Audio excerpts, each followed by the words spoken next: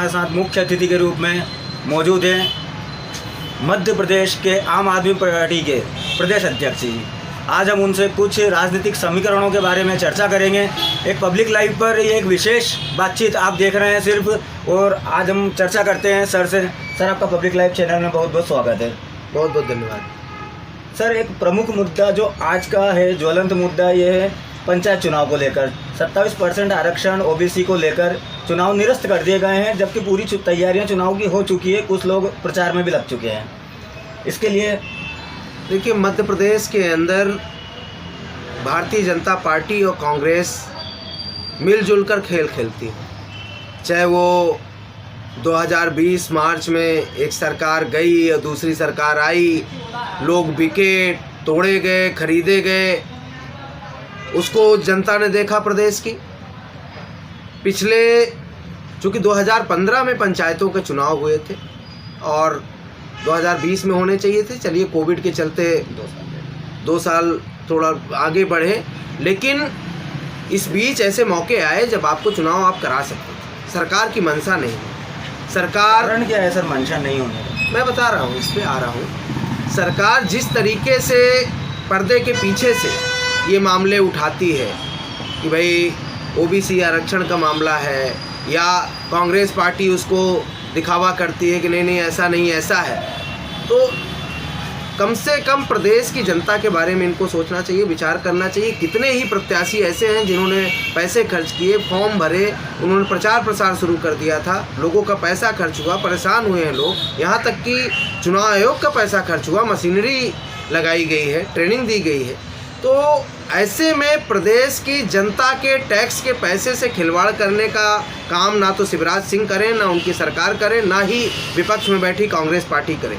रहा आरक्षण का मामला, इनको समय रहते जो संवैधानिक तरीके से करना चाहिए था, उसे निर्णय लेकर आगे बढ़ाना चाहिए था। इनको बाद में पता चलता है चुनाव घोषित करने के बाद कि आरक्षण क्या है, कितना होना चाहिए, कितना नहीं होना चाहिए। अभी तक आज जब ये चुनाव टले हैं तब तक लोग अधर में थे। कई जगहों से हमारे भी साथी, कई कार्यकर्ता चुनाव लड़े हैं, जिन्होंने पर्चा भरा था, वो प्रचार प्रसार शुरू कर दिए, लोगों को चुनाव चिन्ह अलॉट हो गए। उसके बाद ऐसा प्रदेश में पहली बार हुआ है कि इतना सब होने के बाद चुनाव कैंसिल, वो फिर एक दिन पूर्व ही छत्तीसगढ़ चुनाव के परिणाम आते हैं, उसके दूसरे दिन एक ऐसी घोषणा होती है कि चुनाव रद्द कर दिए जाएं। मध्य प्रदेश में लोकतंत्र के नाम पे नाटक चल रहा है। शिवराज सिंह चौहान, दूसरी तरफ कमलनाथ, ये दोनों पार्टियां मिलके नाटक कर रही, खेल खेल रही। ऐसे में जनता समझ रही ये समय है मजबूत और ठोस विकल्प देने का, इन पार्टियों को सबक सिखाने का। ना तो लोकतंत्र के साथ ये लोग खिलवाड़ करने की हिम्मत करें, ना ही जनता के विश्वास आस्था के साथ, और जो हमारा जैसे पंचायती राज का सिस्टम है उसको सुचारू रूप से चलने देना चाहिए। आप नगरीय निकाय चुनावों को देखें, वो भी काफ़ी देर हो चुकी है। कभी घोषणा होती है, कभी आरक्षण होते हैं, फिर बोलेंगे नहीं अब ये नहीं ये। आपका सर कहीं ना कहीं ये कहना है कि चुनाव कराने से क्या बीजेपी पार्टी डर रहे हुए हैं? भारतीय जनता पार्टी सर्वे कराती, उसे हार अपनी दिखती है तो वो चुनावों को टालने का कोई ना कोई बहाना ढूंढती है। अच्छा सर, इसी में कहीं ना कहीं कोविड के जहां 2 टीके लग चुके हैं लोगों को, और अब वापस तीसरी लहर की पूरी तैयारी हो चुकी है, और रात्रिकालीन कर्फ्यू उसी दिन घोषणा होती है कि रात को 11 से 5 लॉकडाउन घोषित हो चुका है। 11 से 5 लॉकडाउन में क्या कोरोना बंद हो जाएगा या उसी टाइम में कोरोना आता है? इस बारे में आपकी राय जानना चाहेंगे। देखिए, ये महामारी न केवल देश के लिए बल्कि दुनिया के लिए खतरा है।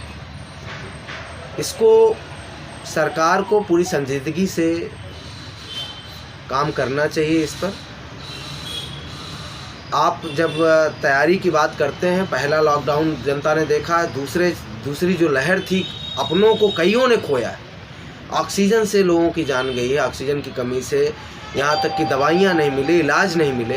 तो उससे सबक लेके सरकार को सीखना चाहिए और तैयारी करना चाहिए। अस्पताल में बेड बढ़ाए जाएं, इलाज बढ़ाए जाएं, डॉक्टर, पैरामेडिकल स्टाफ सब बढ़ाए जाएं। ये मैं उस पर कहना चाहता हूँ कि सरकार को इस तैयारी पे लगना चाहिए एक तरफ। दूसरी तरफ जो सरकार का काम है, जैसे मान लीजिए एक तरफ तो आप 11 से 5 पे लॉकडाउन लगाते हैं, आप कहते हैं कि लोगों को निकलना नहीं है, 4 लोग इकट्ठे नहीं होंगे, और 4-4 लाख लोगों की रैली इसी देश में पास के प्रदेशों में होती है सरकारी। रात्रिकालीन स्पेशली कर्फ्यू, इसका क्या मतलब है? क्या एक भय का माहौल पैदा करना? भय का माहौल पैदा करना, और सरकार को ये विचार करना पड़ेगा कि रात में कैसे लोग बाहर निकलते हैं। भाई रात में तो जनता, आम जनता सोती है। दूसरी तरफ आज ही हमने देखा कि बहुत सारे पुतला दहन कार्यक्रम जी, पार्टियों द्वारा पुतला दहन कार्यक्रम, इस प्रकार के कार्यक्रम आज भी जारी हैं। लेकिन कोरोना आएगा तो 11 से 5 में ही आएगा। नहीं, कोरोना तो ना तो 11 से 5 में आएगा, ना भाजपा और कांग्रेस को देख के कि भाई आम आदमी पार्टी को या आम जनता को बस कोरोना होगा। सबको होता है। आप भाई इनके पूर्व प्रदेश अध्यक्ष नंद कुमार चौहान जी कोविड से उनकी जान गई। ऐसे कई नेता, ऐसे कई आम लोग जिनकी जीवन गया है, तो इनको संजीदगी से वो करना चाहिए। अगर सरकार तार्किक बातें करे, सबको चिंता होती है, सब लोग बात करते हैं कि 11 से 5 जब सोने का समय है, ये लॉकडाउन लगा के क्या साबित करना चाहते हैं, या सरकार शुद्ध रूप से बताए, जनता को कॉन्फिडेंस मिले। दूसरा भाई ऐसा क्यों? 2 टीके लग चुके हैं, उसके बाद भी वापस वही लोग कोरोना पॉजिटिव आ रहे हैं, ऐसी कुछ रिपोर्ट है? देखिए, ये तो जो मेडिकल साइंस है, साइंटिस्ट हैं, वो सब रिसर्च कर रहे हैं। क्योंकि ओमिक्रॉन जो नया वेरिएंट आया है, या डेलीक्रॉन एक और वेरिएंट की चर्चा चल रही है, तो उसकी कितनी तीव्रता है, वो लोगों को प्रभावित कर रहा है, ये तो अभी जैसे जैसे आंकड़े आएंगे वो हम कहेंगे। उस पर कोई लापरवाही नहीं करना चाहिए, इस पर मैं सहमत हूँ। सरकार को जनता के स्वास्थ्य के, जीवन की चिंता होनी चाहिए, ये मैं कहता हूँ। लेकिन दूसरी तरफ जो सरकारी कार्यक्रमों का आयोजन है, भारतीय जनता पार्टी के नेता लगातार रैलियाँ कर रहे हैं, यहाँ तक कि देश के प्रधानमंत्री, गृह मंत्री 2-2 लाख, 4-4 लाख लोगों की रैली कर रहे हैं, तो क्या वहाँ कोरोना नहीं है? 11 से 5 में कोरोना होता है। सर, अब एक दूसरे मुद्दे पर बात करना चाहेंगे। नगरीय इकाई चुनाव जो कि आम आदमी के लिए बहुत महत्वपूर्ण होते जा रहे हैं, आने वाले चुनाव, इसकी क्या तैयारियां हैं आप लोगों की? आम आदमी पार्टी लगातार नगरीय निकाय चुनावों के लिए हर वार्ड पे वार्ड समिति का गठन करके शहर के अंदर और आसपास के इलाकों में सदस्यता अभियान चलाकर लोगों को, नए लोगों को जोड़ने का काम, जनता से संवाद करने का काम, उनके समस्याएं, वार्डों की जो दिक्कतें हैं, वहाँ पे क्या ज़रूरतें हैं, उनको चिन्हित करने का काम। तो एक तरफ तो हम संगठन के स्तर पे अपनी तैयारी कर रहे हैं, वार्ड समितियां गठित करके और उनके माध्यम से जनसंपर्क करके, जनता से संवाद स्थापित करके। दूसरी तरफ जो वहाँ के मुद्दे हैं अलग अलग वार्डों, वार्ड नंबर 8 में क्या समस्या है, कहाँ पार्क की ज़रूरत है, कहाँ पार्किंग की ज़रूरत है, कहाँ नालियाँ नहीं बनी हैं, या पार्षदों ने किन किन कामों में गड़बड़ी की है, वो सब हम उस तैयारी में लगे हुए हैं। सर, अभी जो आपका अभियान चल रहा है, इसमें लोगों का कितना रिस्पॉन्स आपको मिला है अभी तक? मैं बताऊं, मैं लगातार दौरे पे हूं। अभी मैं कल, आपका अभियान चल रहा है, इसमें लोगों का कितना रिस्पॉन्स आपको मिला है अभी तक? मैं बताऊं, मैं लगातार दौरे पे हूं। अभी मैं कल रतलाम में था, शाम में मंदसौर में था, आज दिन भर नीमच का कार्यक्रम करके आया हूं। अभी अल्पप्रवास पे उज्जैन पे बैठा हूं। लगातार कार्यक्रम हो रहे हैं पूरे प्रदेश में। तो सदस्यता अभियान से आम आदमी पार्टी से प्रदेश भर में लोग जुड़ रहे हैं। और अच्छी बात यह है कि हर जाति, धर्म, युवा, बुजुर्ग, व्यापारी, मजदूर, किसान, सब लोग जुड़ रहे हैं। और यहाँ तक कि कोई सरकारी कर्मचारी हमें मिलता है, वो भी कहता है कि आप लोग आइए, आपकी ज़रूरत है। भारतीय जनता पार्टी के कार्यकर्ता कहते हैं कि आप लोग अच्छा करिए, हम आने को तैयार हैं। कांग्रेस के कई लोग हमारी तरफ से आपके साथ हैं, पब्लिक लाइव चैनल की तरफ से। दूसरा, एक उज्जैन का ज्वलन मुद्दा स्मार्ट सिटी को लेकर महाकाल मंदिर विस्तारीकरण किया जा रहा है, जिसका विरोध भी काफ़ी चल रहा है, कैंडल मार्च और रहवासियों का विरोध। इस बारे में आम आदमी पार्टी कितनी जागरूक है और उन लोगों का कितना सपोर्ट करना चाहेगी आगे? देखिए, उज्जैन न केवल प्रदेश के अंदर बल्कि देश और दुनिया के अंदर आस्था के लिए जाना जाता है, बाबा महाकाल की नगरी। तो यहाँ चूँकि धार्मिक काम है, और धार्मिक काम लोगों को रुला कर नहीं होते हैं, लोगों को परेशान करके नहीं होते हैं। धार्मिक काम लोगों को खुश करके, लोगों को दिल जीत कर होते हैं। तो मैं यहाँ के जो लोग ऐसे काम के लिए जिम्मेवार हैं, उनको संदेश देना चाहता हूँ, उनसे कहना चाहता हूँ कि आप अगर कम से कम धर्म के नाम पे राजनीति मत करिए, सेलेक्टिव राजनीति मत करिए, उसमें घोटाले मत करिए, उसमें पैसे मत खाइए। चूँकि ये धार्मिक काम है, दुनिया की आस्था का केंद्र है ये उज्जैन, बाबा महाकाल की नगरी।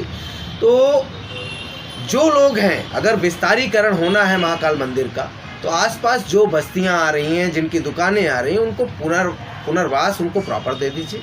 उनके आवास जहां चिन्हित करके पहले उनको आवास दे दीजिए, लोगों की रोजी रोटी न छीने।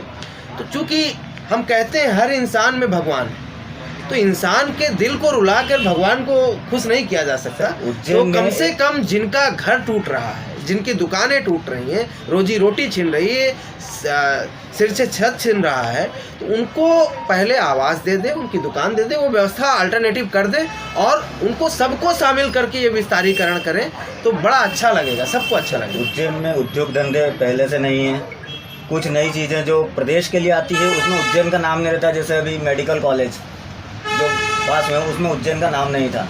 इस प्रकार हमेशा कहीं ना कहीं वंचित हो जाता है उज्जैन, और इस प्रकार के बड़े कामों से रोजगार वैसे ही छिन रहे हैं। तो आगे रोजगार के लिए कुछ उपलब्धियां रहेगी उज्जैन के लिए, ये आपके कार्यकाल में क्या होना चाहेगा?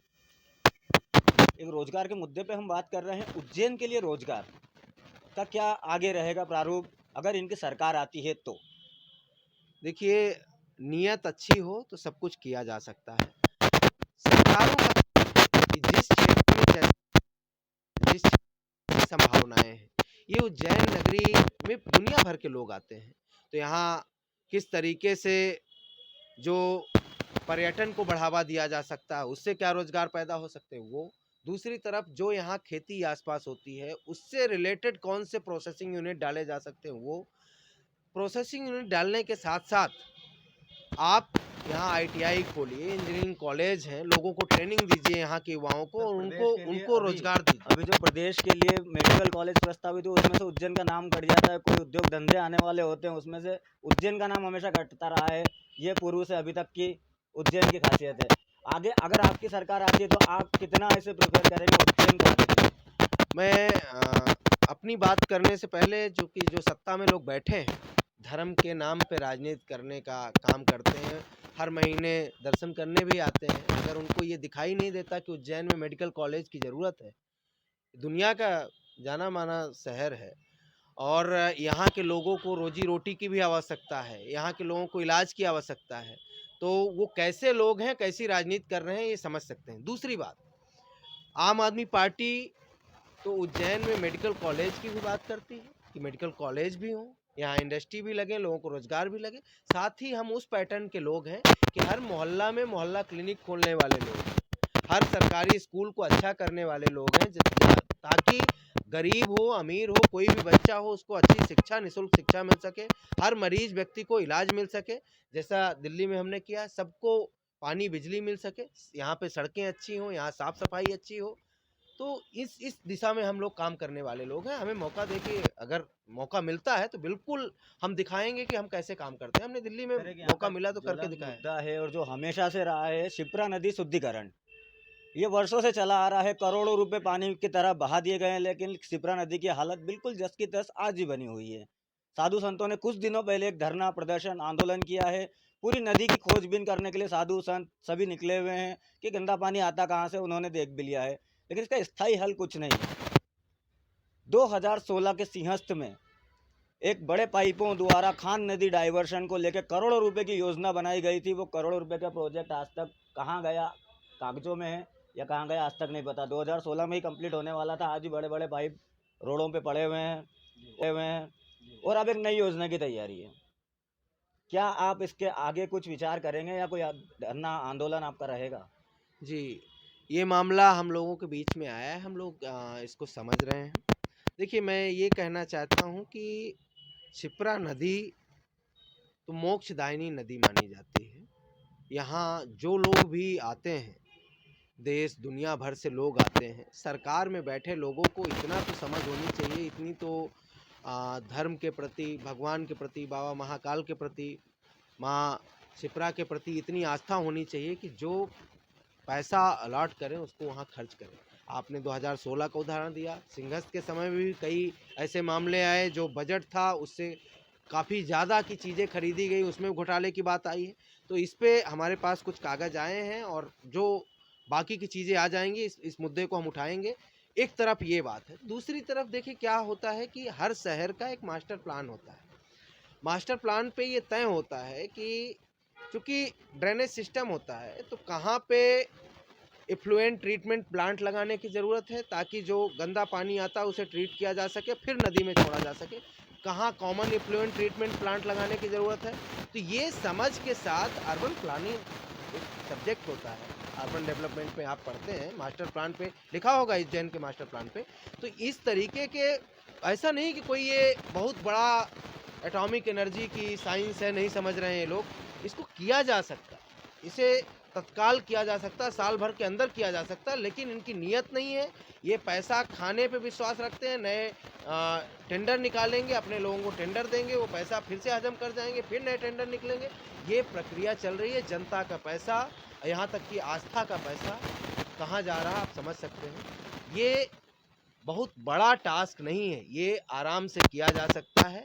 पानी को ट्रीट करके फिर से नदी में छोड़ा जा सकता है, माँ शिप्रा को अच्छे से साफ किया जा सकता है और न केवल इससे उज्जैन शहर का नाम रोशन होगा, बल्कि जो लोग दुनिया भर के लोग आते हैं, इससे जो भी लोग सरकार में बैठे होंगे उनके प्रति भी लोगों का एक आस्था जगेगी कि अच्छा काम कर रहे हैं। सर एक छोटा सा सवाल आखिरी और पूछना चाहूँगा, मीडिया वाले पहले भी चर्चा कर चुके हैं क्योंकि आम आदमी कार्यकर्ताओं से। मुख्यमंत्री जी अरविंद केजरीवाल जी का उज्जैन आगमन कब हो सकता है, या चुनाव के टाइम, प्रचार के टाइम, मुख्यमंत्री जी से हमारे या चुनाव के टाइम, प्रचार के टाइम? मुख्यमंत्री जी से हमारी मध्य प्रदेश की राजनीति पे बात होती रहती है बीच बीच, चूँकि हमारे पार्टी को राष्ट्रीय अध्यक्ष भी हैं, हमारे नेता भी हैं, तो यहाँ आगामी कार्यक्रम भी होंगे और दूसरा उनका मन भी है बाबा महाकाल के दर्शन करने का। मनीष सिसोदिया जी और साथी आते रहे, वो भी आएंगे, तो जैसे कोई तारीख तय होती है तो हम बताएंगे आपको। आपसे पब्लिक लाइव से बात करने के लिए बहुत बहुत धन्यवाद सर आपका। हमारे साथ मौजूद थे आम आदमी प्रदेश अध्यक्ष जी, जिनसे हमें राजनीतिक समीकरणों, उज्जैन की कुछ समस्याओं के बारे में बातचीत करी। आप देख रहे हैं उज्जैन से पब्लिक लाइव के लिए नीलेश मालवीय की एक खास